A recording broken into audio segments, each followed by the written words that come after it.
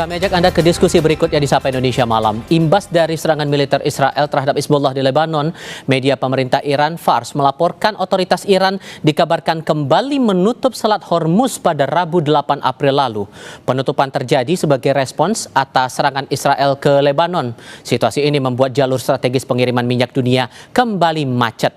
Wakil Menteri Luar Negeri Iran Said Khatibzadeh memastikan jalur strategis Selat Hormuz masih bisa dilintasi oleh kapal sipil, namun tetap harus berkoordinasi dengan otoritas Iran demi keamanan. Karena Iran mengakui telah menempatkan ranjau laut sebagai bagian dari strategi perang.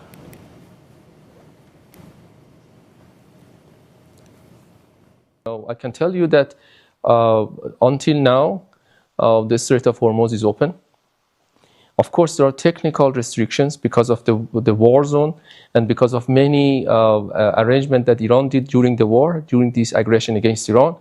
So there are some technical restraints, and this is why that all the ships that they would like to pass through the Strait of Hormuz, they have to communicate with our army and our military contact points there because of the limitations in this strait.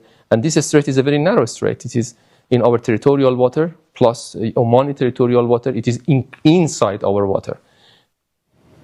Gedung Putih merespons laporan media yang menyebut Iran kembali menutup Selat Hormuz karena Israel terus menyerang Lebanon. Juru bicara Gedung Putih Caroline Levitt menyatakan penutupan Selat Hormuz tidak bisa diterima. Juru bicara Kepresidenan AS menegaskan kembali tuntutan Presiden Donald Trump agar Selat Hormuz dibuka segera. Tuntutan itu merupakan bagian dari poin perjanjian gencatan senjata yang telah disepakati. Saat ini terjadi peningkatan lalu lintas kapal di Selat Hormuz. Menurut Caroline, apa yang dilakukan Iran berbeda dengan apa yang telah disampaikan sebelumnya. Amerika meminta Selat Hormuz segera dibuka kembali. Completely unacceptable. And again, this is a case of what they're saying publicly is different privately. We have seen an uptick of traffic in the Strait today, and I will reiterate the President's expectation and demand that the Strait of Hormuz is reopened immediately, quickly, and safely. That is his expectation. It has been relayed to him privately that is what's taking place, and these reports publicly are false. Setelah Iran dan Amerika sepakat melakukan gencatan senjata, Israel malah berulah dengan melancarkan serangan ke Lebanon yang berimbas kepada penutupan kembali jalur Hormuz oleh Iran. Penutupan ini sebagai respons Iran atas pelanggaran kesepakatan. Akses terhadap Selat Hormuz justru berubah menjadi alat tawar utama dalam negosiasi. Pertanyaannya, apakah jalur energi ini jadi kunci utama atau justru senjata tekanan baru dalam konflik yang lebih luas? Kami akan diskusikan ini bersama dengan para narasumber. Bergabung saat ini Guru Besar Hubungan Internasional dari St. Petersburg State University, Rusia, Koni Rahakundini Bakri, dan Alexius Jemadu, Guru Besar Politik Internasional UPH. Selamat malam dari Jakarta semuanya, dengan Tifal di sini, apa kabar? Selamat malam, Pak Tifal. Terima kasih semua sudah bergabung dalam diskusi kami kali ini. Saya mau mulai dengan Pak Alex dulu. Sebetulnya Pak Alex, dalam hukum internasional, apa yang dilakukan Iran untuk mengendalikan Selat Hormuz ini sah? Atau ada hal yang mungkin Anda cermati di sini dengan buka tutupnya semua di tangan kendalinya Iran? Ya, seharusnya ini harus dibuka ya, Selat Hormuz ini. Navigasi untuk perdagangan internasional sangat vital bagi begitu banyak negara, termasuk Indonesia, Eropa, Asia, semua ikut kena dampak kalau Selat Hormuz ini ditutup. Dan ini menjadi suatu harapan dari dunia internasional agar ini segera dibuka. Tapi bagi Iran ini adalah suatu alat political leverage bagi dia ya, karena kalau Iran bisa menutup Selat Hormuz, maka itu menjadi suatu sumber kekuatan baru bagi dia. Ya, saya lihat ada beberapa hal mengapa Iran bersikukuh untuk menutup Selat Hormuz ini. Karena kalau Selat Hormuz ini ditutup, dampaknya bagi ekonomi global itu luar biasa. Dan Amerika, khususnya Presiden Trump itu sangat tidak sabar kalau ada tekanan dari pasar, tekanan dari dalam negeri, karena harga energi yang melonjak dan semua itu mempengaruhi ekonomi global secara keseluruhan gitu ya. Jadi penutupan Selat Hormuz itu akan menjadi satu hal yang menimbulkan ketidakpastian untuk perundingan yang akan dilaksanakan akhir minggu ini ya, antara Wakil Presiden JD Vance dan Ghalibaf dari pihak Iran ya.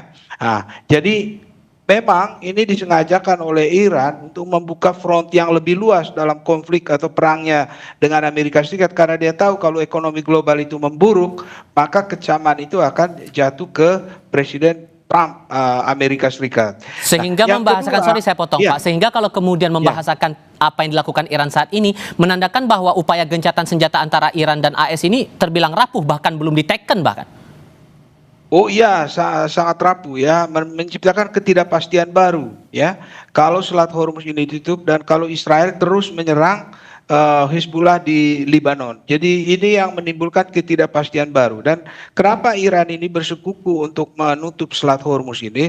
Selain tadi itu menimbulkan gejolak ekonomi global yang menjadikan tekanan bagi Amerika Serikat, juga unsur atau faktor yang kedua bagi Iran itu, kalau dia bisa menguasai Selat Hormuz, maka akan semakin tampak Amerika itu pecah aliansi Barat itu ya, karena ada perbedaan sikap antara Amerika Serikat dengan negara-negara NATO kan. Nah, jadi menyangkut Selat Hormuz ini dia akan pakai sebagai senjata politik begitu ya bagi Iran. Jadi dengan ditutupnya Selat Hormuz itu, Iran itu masih mempunyai satu bargaining yang kuat di dalam perundingan yang akan dilakukan akhir minggu besok ini, karena dia menginginkan sekali supaya rejim ini tetap bertahan ya, dan tetap diakui eksistensinya, dan itu yang dia akan tuntut di dalam perundingan besok ini. Oke, Bu Kony, kalau Anda melihatnya apakah Iran ini benar-benar punya kemampuan mengendalikan penuh lalu lintas di Hormuz dalam jangka panjang, Bu?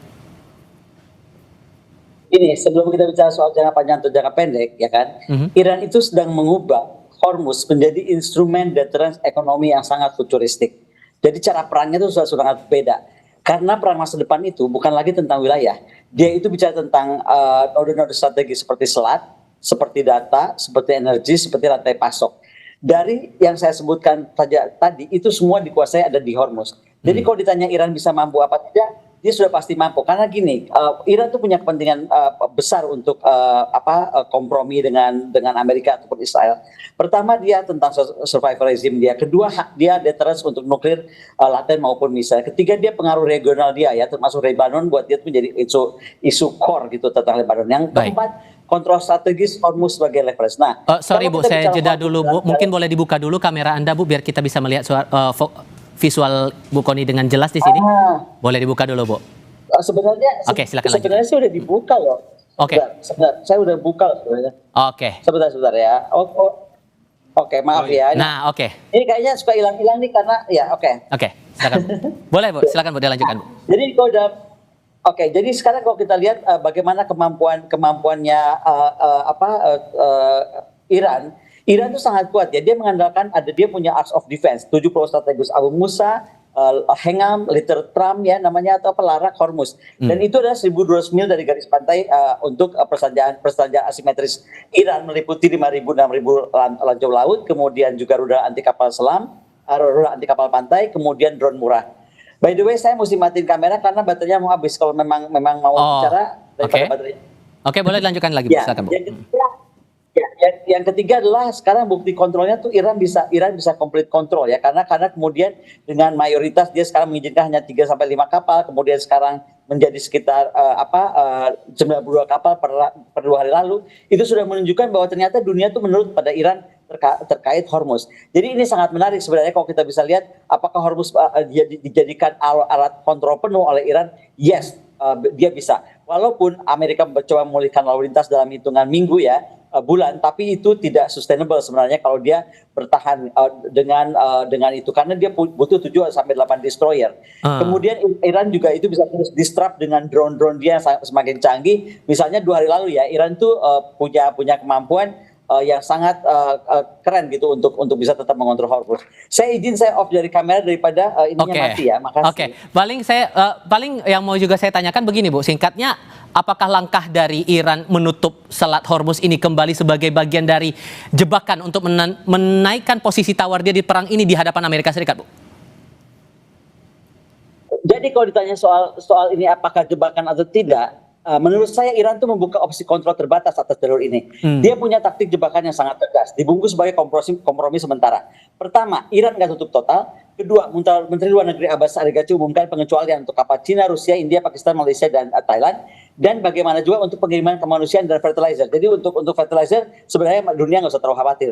Dan itu semua kapal yang diizinkan lewat itu harus koordinasi kontrol oleh IRGC. Artinya lewat rute utara dekat pantai Larak ya. Jadi kita kayak seperti bayar tol. Buat saya itu sudah menunjukkan bahwa ini adalah safe passage coordinate with Iran Armed Forces yang sudah didengar, dan buktinya Amerika saja tidak bisa melawan. Ya, taktik jebakan Iran di sini ya adalah kompromi taktis untuk hindari eskalasi total. Tapi ini menjadikan Hormuz menjadi jebakan strategis dan juga alat utama tawar dalam perundingan jangka panjang. Oke, kalau kemudian ujung-ujungnya adalah perundingan, maka semulus apa kemudian perundingan yang rencananya bakal dilakukan ini, yang poin besarnya adalah memastikan Selat Hormuz tetap lalu lintasnya berjalan lancar, atau jangan-jangan akan rumit nih proses perundingannya nanti. Kita akan bahas itu di segmen berikutnya, usai jeda berikut ini.